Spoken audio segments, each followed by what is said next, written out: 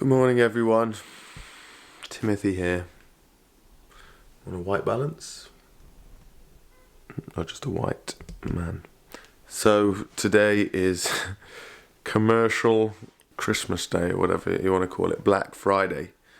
I just figured I'd vlog the day as a one-man band doing everything.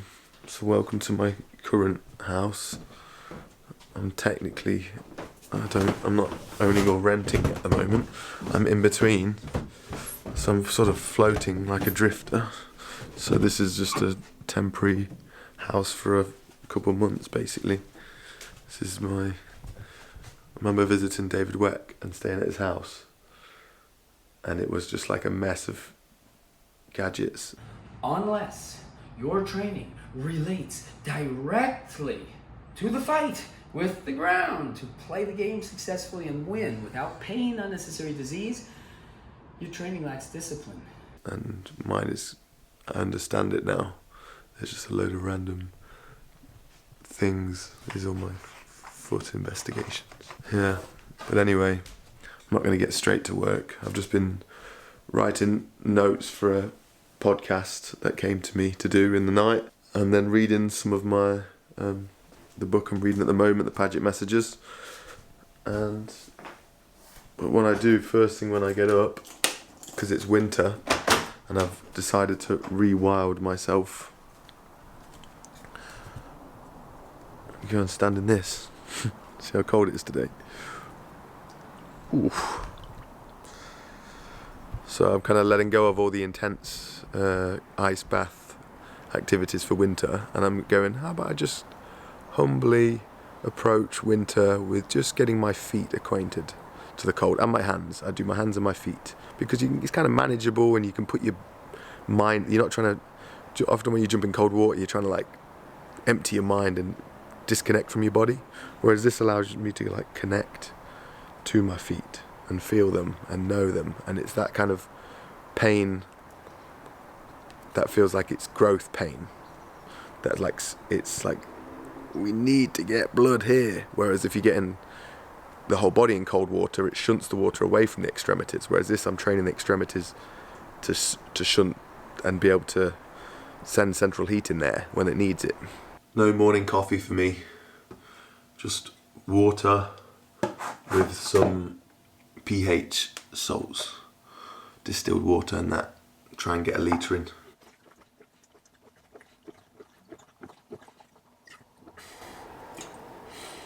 I wouldn't say I've got any kind of strict morning routine. You know, it's like the water out there, it's a different temperature every single time I get to it, so there's room for fluctuation. Of course, there's seasons, so it's going to be pretty cold. You know, there's certain things I'll do. I like my reading, my prayer, my water. But sometimes if I've got less of a busy day, I'll include more things in the morning. But anyway, it should be a pretty busy day, and I've got a few things I want to do. So I'm going to send a MailChimp out this morning to the sales we got going off, 30% off all ropes, 50% off all courses. So just going to put that out there into the ether and then start packing ropes, I think. As it's the first one, it's going to keep it super simple.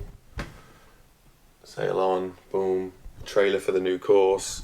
I am launching a new course, but I think it might get lost in the heat of Black Friday, so I'm not going to share too much about that just yet. There's a trailer out there, but once this is settled down, then I'm going to share a lot more details about the new course, because I've really put a lot into that course. I think it's going to make rope flow a lot more accessible to a lot more people, and who can pick it up at a lot faster rate as well. But yeah, email, I'm happy with that. Send. See that orange tint? It looks really gloomy, doesn't it? But it protects my eyes. And it's happening. Now, to make sure I fuel up for the day.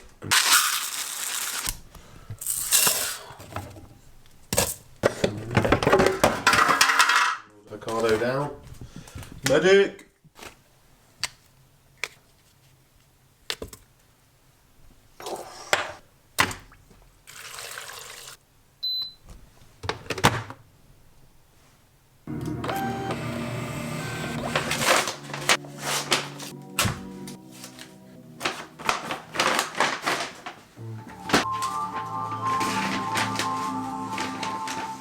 I like to spend more time kneeling. I feel like the knees are the keys to unlocking the hips. It really makes sure that when you're on your knees, you're in much better hip extension and using the glutes. Whereas when you stand up, they can just switch off and we use the quads. So yeah, I've got some knee pads on just so I can tolerate it and build my rewild myself gently.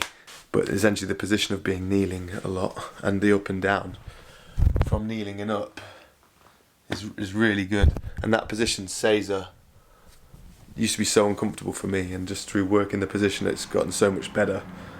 When my calves and my hamstrings are connecting and my knees got a lot more mobility, in the right kind of mobility, and my glutes are firing a lot more. I ran out of peas yesterday, and this looks way blander than just the peas alone. Like, they add so much colour to it, so yeah, it looks a bit more boring than normal, but we got some green avocado at least. Bon appetit to me. So some of you may know that I'm developing a new course right now for foot strengthening. It's something I've literally struggled with for like 5 years. Is an ankle issue. A few other things as well. I've had knee surgeries and all sorts. But this ankle issue has been plaguing me, and I've worked so hard and tried so many different things to fix it. And I started a program. From everything I've learned, nothing really quite felt right. Then I came across something recently that made sense and started to work. So I started writing a program around that structure, adding in more intuitively things that just felt right for my body, rather than just following a set program. I just started to tune in.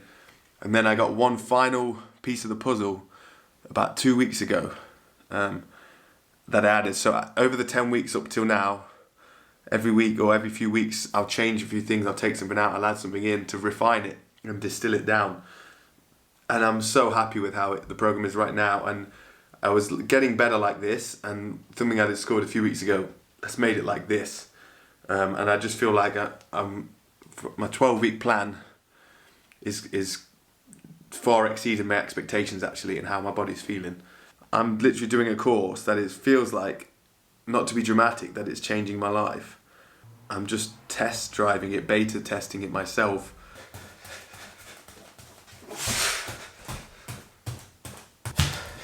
Done in 3, 2, 1.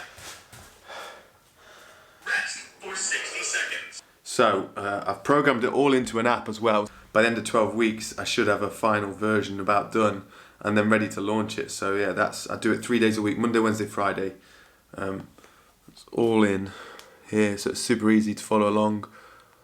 Just start the thing. Shake that body out and let's get moving. First up, toe claws. 490.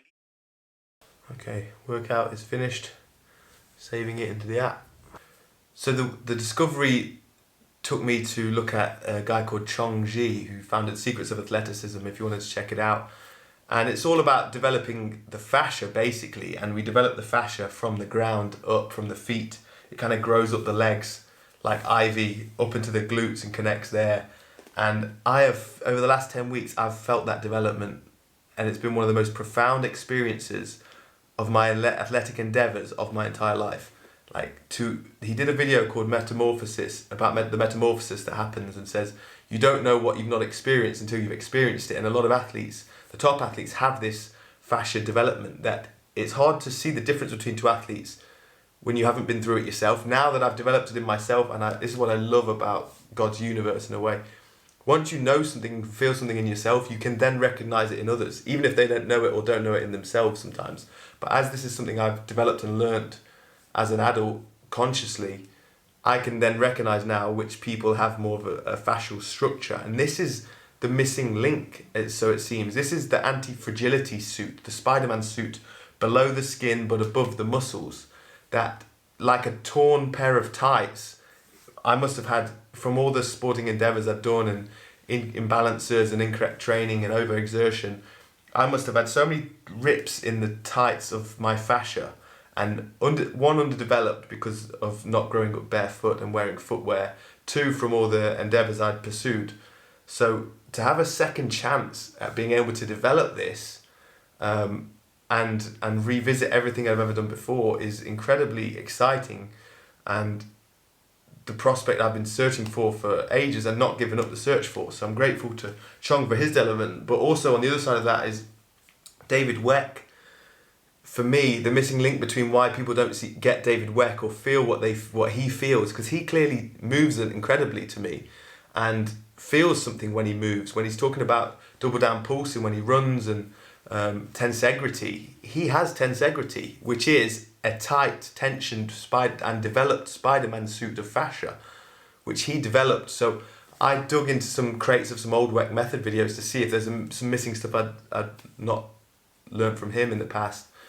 Came across some stuff there, and my realization to me, and I called the course, which is going to come out soon, January the 1st at the moment, I think, the outside edge. Before I'd realised this, but the realization of what the outside edge means, because it's the outside edge of your muscles and everything like that, but the outside edge, we're strengthening the outside edge of the foot, the outside edge of the body. When you move, the way Weck moves, and the way which I am becoming more and more apparent to me, is optimum and is the divine path of movement for humans on this infinite spiral that animals move on, this infinity path, right?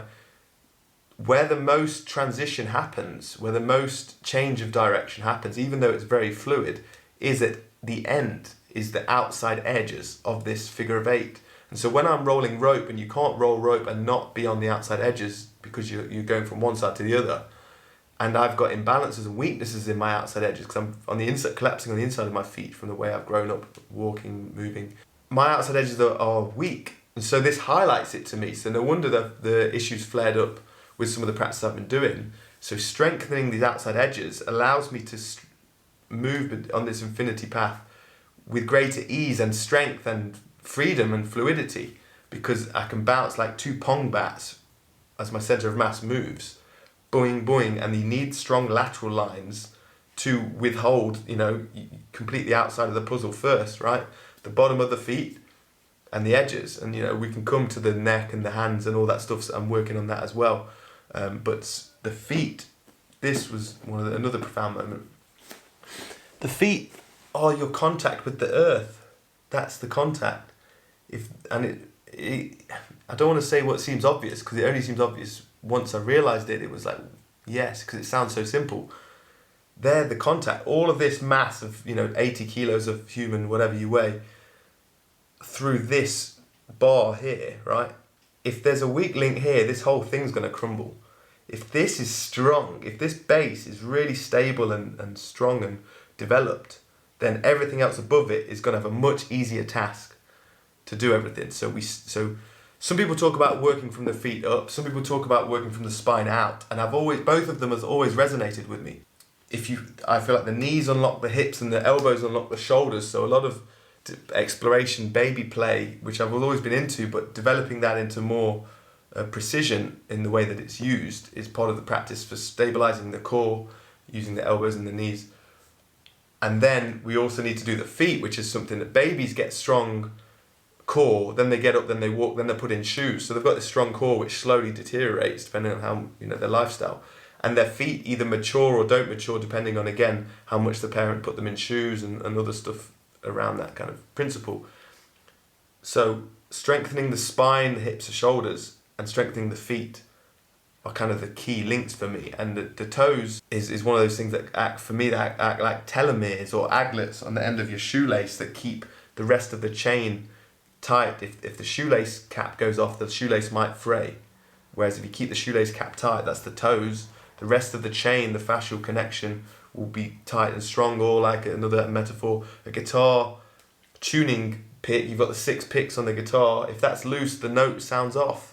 Now you have to tune and tighten that, ting, ding, ding, till it hits the right note. So that's where we're strengthening the toes. Take care of the pennies, the pounds look after themselves, take care of the toes, and the glutes start to take care of themselves, although we still do glute stuff as well. But yeah, that's just a big brain download, sorry if it's overwhelmed. I'm really excited and passionate about this course and getting this out. I really think it can be quite groundbreaking, but I'll leave that for the people that try it to test for that. There's no Waitrose near me. I'm in Derby at the moment. So I've been going to the Sainsbury's because they seem to have the best organic options of the other supermarkets. But there's still a lot of plastic packaging which does weigh on me. to be honest. And I wanted to solve it. And I think I just spoke to someone last week and they were like, oh, why don't you just get Riverford? And I was like, oh yeah, I remember doing that ages ago. So I just put a Riverford order in. Because I don't eat that much variety. I know that sounds boring, but I feel like, I don't know. Because I don't want to sound like I'm judging. It's okay to have variety, right? That's spice of life and all that. But I'm content with less in that sense, with minimalistic ways. Like, you know, because I feel like I get fulfilled in other ways than directly the food. So, you know, sweet potato, chestnut mushrooms, some beans, carrots, pears, and squash. And that's about it, really. And then obviously I'll get my rice from elsewhere. But yes, I've just put a Riverford order in. Comes on Wednesday, so it'd be good to get that, you know, when it comes in that. For those that know it, it's like comes in a cardboard box and there's no plastic normally involved. So yeah, and the quality probably is better organic than Sainsbury's organic as well. So it feels like a step in the right direction.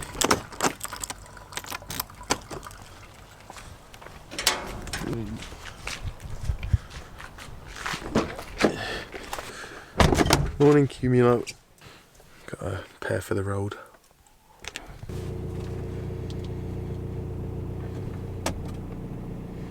Right, take these to the post office.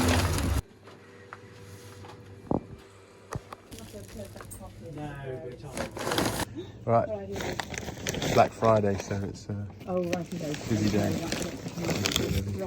My favourite post office in Derby, that is, and that is exactly where I lived for 2 years in 2018, 2019. I lived right there.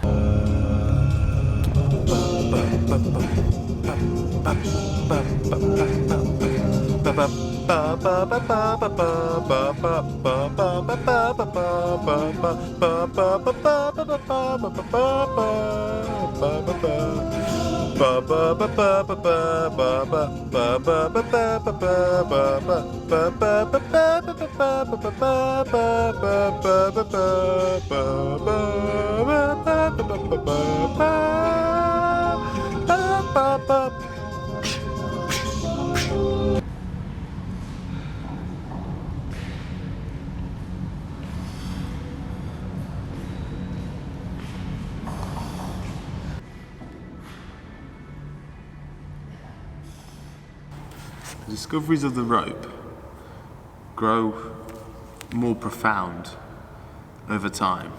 Like, it's definitely a big discovery and big profound moment in the beginning, and then it kind of settles in, you get used to the patterns, and then you drift off to want to do other stuff. And that's what I love about the rope. It isn't the main practice.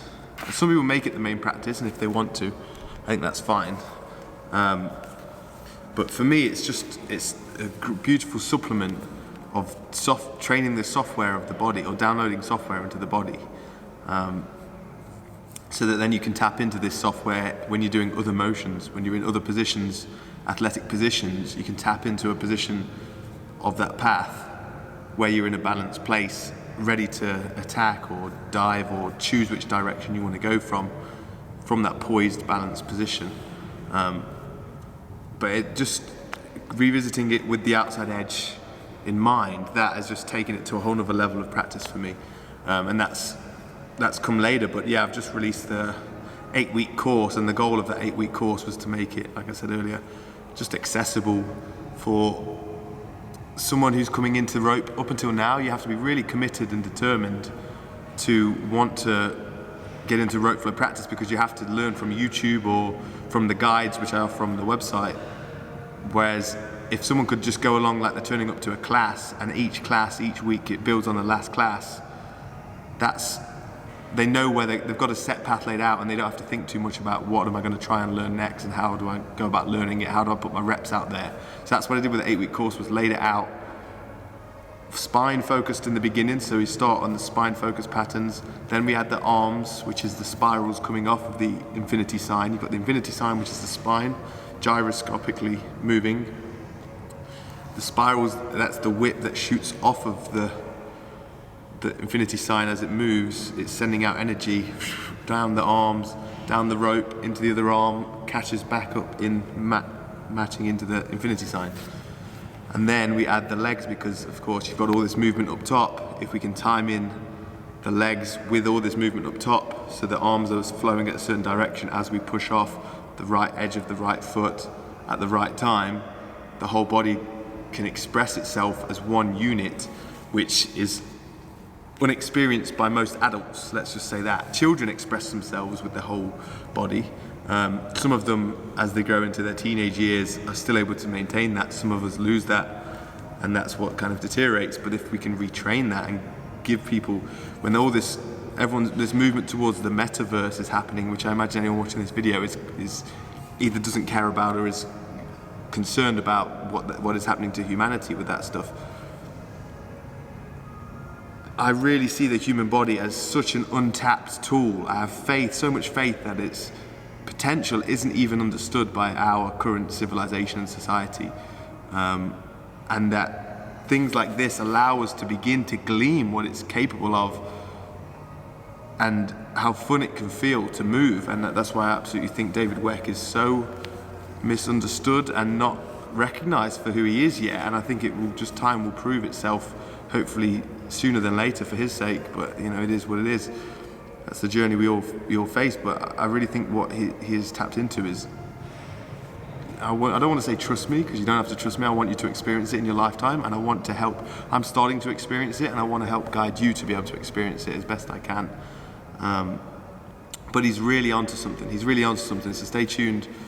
I'll try and translate. That's kind of my role, I think, to translate and fill in the gaps to get from humans that are either injured or have potential but they don't know which direction to move in to grow. That's really where I think I slot in my position. So if you're sticking around, if you stay tuned, stick around, hopefully the next coming up we'll share some exciting stuff. But yeah, it's a cool tool. It's just a tool. It's just part of the arsenal, but it's a cool part of the arsenal once you discover it, and everything else stems. This is the map. This is the referential point of the grid matrix of where the body wants to be for what decision to make. If that, we'll come back to that. We'll come back to that.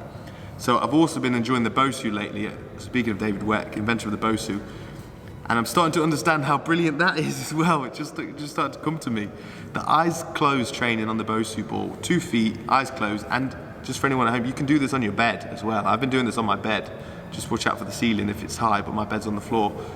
Eyes closed, stand on the bed or the Bosu, turn your head left, turn your head right, turn your head left, turn your head right, and balance is done off of 3 things. Sight predominantly, right, what we can see, then vestibular system, which is your inner ear, which keeps you balanced, and then your proprioception, which is your feeling of the internal of the bones, which is this knee higher than this knee. So when you remove sight, which we rely on so much, you've got vestibular and proprioceptive. Now you can, when you dim this one, these 2 heighten. You know how sensors work, right? If you lose a sense, the other ones have to come in more. These 2 heighten. So now you're training your vestibular and your proprioception. So you're training to, as David says, lower that reflexive system. If you realize you're off balance and you're jolting every time, I'm off balance, I need to throw this limb out there, but then you're overshooting the limb. This trains us to settle that down, to know, okay, you tune into the proprioception, we tune into the inner ear, we're moving the head, so we're testing a small movement, but we're also training the neck, because how often do we stand there and just do this gradually? I felt my neck's getting better just from doing that, you know. So eyes closed, left, right, you do up, down. The up is amazing how much that little movement tests you as well. And you can do leg lifts. I like to do head tilts, squats and hinges with the eyes closed. Then I swap to one leg. And I do the same movements but with my eyes open, and this really just starts to stabilize, train, strengthen the ankle on that one leg, as well as proprioceptively and everything in terms of balance as well. But that's part of the system for me that I knew has to exist. It can't be one-dimensional. A lot of programs are just strength focused, stretching focused, mobility focused, breathing. You know, people are starting to integrate mobility and breathing and all this stuff, and that was done ancient yogi practice. Great, we'll get to that. We're catching up to the ancient yoga practices. But for me, it's fascia building, missing link, foundational. Proprioceptive training, balance training is a part of that, which programs that. This is theory, but programming the fascia. It's not muscle memory, it's fascia memory, the way I'm starting to see it, and other people are seeing it as well. programming the fascia, programming the software with the balance training. So the Bosu or the Swiss ball or however you stay wobble board, programming balance, developing fascia, and the third factor for me is tensioning the fascia, which is where the resistance bands comes in, tuning, tightening the fascia. So we're vector training. There's a dynamic angle to what we're moving. We're not just stationary stood up and down, because you don't athletically move up and down. This is a long rant anyway. Anyway, the program's got more than just the other stuff this morning. There's more to it. But yeah, that's where my head's at with that stuff. I'll do my best in the future to go into detail more, but that's my gym for today. I'm going to finish with one more thing. Foot strengthening is the leg press has this perfectly placed bar that says do not step, but it's a perfect step to strengthen your foot at a nice angle with a light weight, so it's not your whole body weight pistol squatting. It's 10 or 15 pounds through the point of the foot where there's pain in the sole. We've got to heal our souls, man. We've got to heal our souls. Brown rice. These are one of my snacks at the moment. Chestnuts, carrots and pears. They're my three main snacks. So I also bought these duck eggs. They are currently my only source of animal protein, and I do enjoy them in the evening, but not right now. It's just middle of the afternoon. I'm gonna lie down, have a snack. I think I just need to chill out now for a little bit. Started tuning into my nervous system more and more lately. The more I've removed stimulants from my life, I'm more sensitive to when I am stimulated, basically, and when I'm in sympathetic and parasympathetic. And if I overdo the training, I get into sympathetic, and then I don't sleep and I don't recover as well, and then I train again. So I went gym, but I did take it easy, and I feel just tipping the line of sympathetic. And I know you want to get into that when you're training, when you're going hard, but I think I've been in that the last few days, and I managed to get out of it this morning. I woke up, did some processing and did some stuff, and then it like sunk down, and I felt it in a good way. So I'm gonna not push it too hard now, just lie down, have a snack. So to purport to have one book, such as the Quran or the Bible, which contains all of and the sum total of God's truth, is absolutely ludicrous. But then to base a religion and a way of life on it is even more so, really. Yeah. So most religions start out or come about initially from this mixture of some pure desire that's inside of all of humanity to know the truth about the universe in which we live, mixed with a lot of impure addictions and desires, and quite often evil addictions and desires that are driven to control and control the will of the masses. Ooh. Time for a quick shower, I think. Yes, I am back in my pyjamas and dressing gown. It is winter. It's just those winter days, right?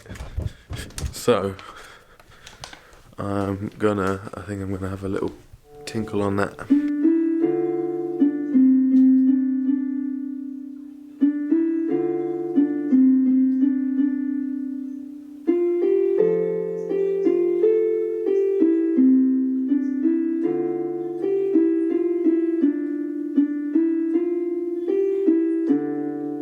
I've done 22 minutes today. I try and do 20 to 30 minutes each day. I've only just got back on it in the last week or so, but I always feel like it's such good brain training, and that's one thing that I realise when I miss it and I get back into it. I'm like, whoa. It's both sides. It's dominant, non-dominant training. So using your left and your right hand, and you're like timing things, and there's a lot going. I use Musician as the app makes it super easy, basically. But the brain training, when your brain feels like it's been worked, I realise that's not a daily occurrence, and it should be, really. But this is, I didn't grow up playing musical instruments or anything, so I'm just really beginner at it. So it's the long game, but it's the daily brain training that I really think is super valuable. It's like, I like brain training apps as well. I've done them in the past, but there's nothing like the innate that, you know, making music and creating something like that is where creation meets consumption. And one of the things I've been working on lately is recognizing how much I'm consuming in my day to day, whether that's, you know, YouTube video. Obviously food's the obvious one, but I've kind of worked through a lot of that. But how much I consume YouTube, Instagram, obvious stuff like that, I'm definitely doing a lot better in terms of less Instagram. But then YouTube would kind of take over, so now I'm working on less YouTube consumption. You know, slightly ironic that this is on YouTube, but if you know, choosing, maybe grading the YouTube content that I'm consuming and choosing more spiritually nutritious content, or either in subjects that I'm into, like physiological stuff, movement training, talk, fascia, stuff like that, or the divine truth stuff I listened to when I was, you know, going for a nap. That is better nutrition than all. I used to consume a lot of MMA content, so now I just put MMA content on when I'm kind of doing work or, you know, cutting ropes or something, so it's a bit less committed. But then something like that is like, when I wasn't doing that, I would just be maybe consuming YouTube or something, and now my brain's actually firing and building that strength, that muscle. So yeah, something that I'm enjoying and one of my few brain training practices at the moment. Time to go and eat, I think. All smells ready to me. Time to get some grub on. There we go. Omelette, rice, got some peas, avocado, brown rice. White is for breakfast, brown is for, not breakfast, white is breakfast and lunch. Brown is for dinner. Got the distiller on the go. Developmentally, the very first religious faiths were actually created in the spirit world. And what I mean by that is that people on the earth passed over into the spirit world. They developed in love a little bit, and then they started coming up, because they had more time on their hands, obviously they don't have to worry about survival. They know now that they survive seemingly forever, so now they've got time to investigate, so they start investigating things, and then they come up with concepts of ideas. But of course many of them have a personal feeling that they want some kind of attention and approval as well. Yeah. And so what they start doing now is dominating people on the earth to have their ideas and to even potentially worship them. A lot of the very first religious faiths were about the gods, and the gods were considered, who were actually people who had passed from earth, who had now become powerful beings because they now had a bit more knowledge, and would now manipulate events on earth that people would be suspicious of. And so a lot of the Grecian, Roman gods were all people on earth that were known historically, and you can meet those same people today, of course, in the spirit world, but you know, they became gods in their own right because they were just spirits of high development. Just did a few ropes, not loads. I just went for a very short stroll, just round the block, and now it's just gone 6. So I'm gonna do a Instagram post of the sale. I really don't like this stuff's the hardest stuff to do. Like I just want to sell stuff authentically, but then I feel like I have to plug in to society's pathway of selling stuff, and maybe that's a challenge of my own faith, and I think that's something I'll work on next year. But alas, here we are, and so tonight I'm gonna do an Instagram post for Way of the Rope. Winding down for the evening now. I just played a bit more keyboard, but I could feel that I'm tired and I don't want to make my brain too active. It is a good decision to not do that right now. So what I like to do in the evenings is that I do some journaling. I really like my 2021, which is all full page per day journal. There's times when I've done nothing in it, and I used to write block writing, like schools. And then now I've got to write in cursive again, so all joined up. And I practice that. Sometimes do that in the mornings, writing right-handed normal cursive and then left-handed reverse. And it's amazing just how much writing left-handed cursive improves my right hand. So I just choose it's a bit of my training. That's kind of my left-handed, right brain training. Is the writing that cursive, but I'm also, there's a prayer I really like from Divine Truth, so I'm trying to memorize it. So my training is writing one sentence right hand, one sentence left hand, and then trying to memorize it because it's quite a long one, but I'm getting somewhere with it here like that. So right hand, left hand below it, right hand, left hand. So it's a bit of a memory game and a bit of a mind game as well. So I like that. And like I said, I just feel like you fill your mind.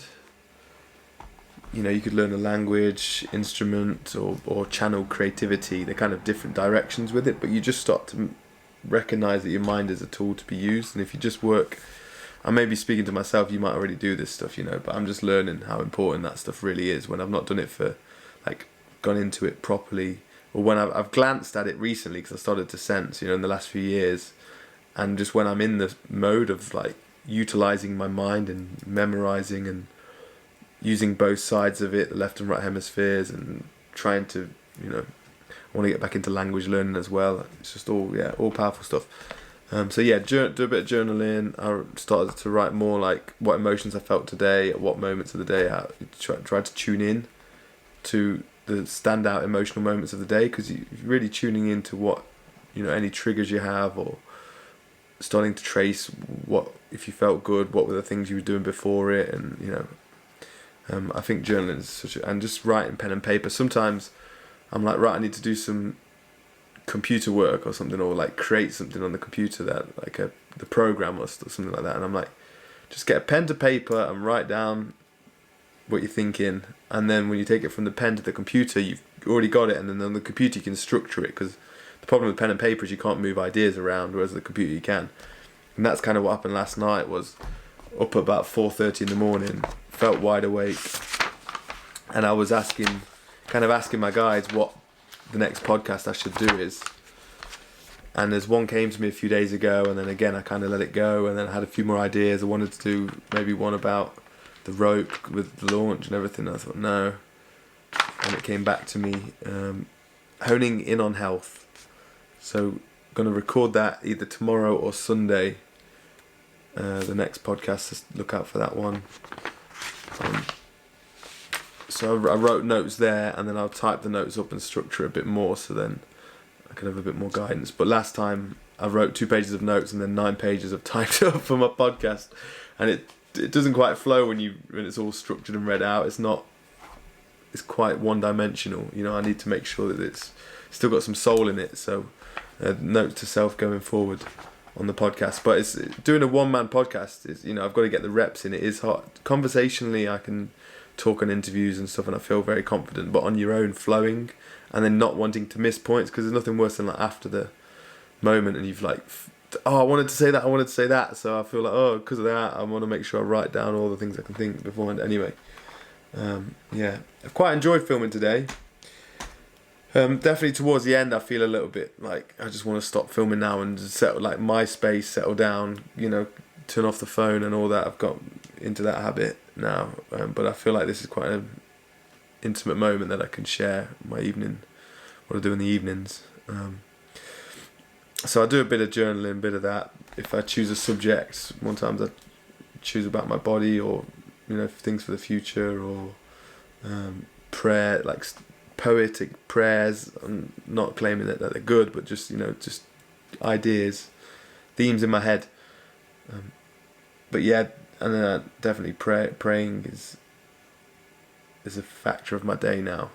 And that essentially is not like saying the Lord's Prayer like that, just words coming out. It's trying to tune into the feeling of prayer, of longing for God's love, of gratitude to God for what I have, acknowledgement of the laws that are loving laws to guide me like bumper plates towards loving goals, and you know, whatever that is, celestial realms, Christ consciousness, whatever is you know, the North Star at the end, but just to make me a loving human for other people, and what comes with that, what I'm learning seek first the kingdom of heaven and all else shall be given to you, you know. All the knowledge, the way of accessing knowledge is not the way that we're taught in the one-dimensional world that we live in. There's much more enjoyable ways with knowledge that can have a much more substantial impact on humanity if we can recognize that we are children of God. And I know that might sound excessive or dramatic or biblical, but that recognizing that is get on a foot on that ladder and start climbing that ladder. I sense there's something there. So yeah, thanks for tuning in. It's been a while. We'll see if I feel like making more content in 2022. And yeah, thanks for following me from whenever you followed my journey from until now. I still feel like we're just getting started. So yeah, thanks for joining me. Godspeed.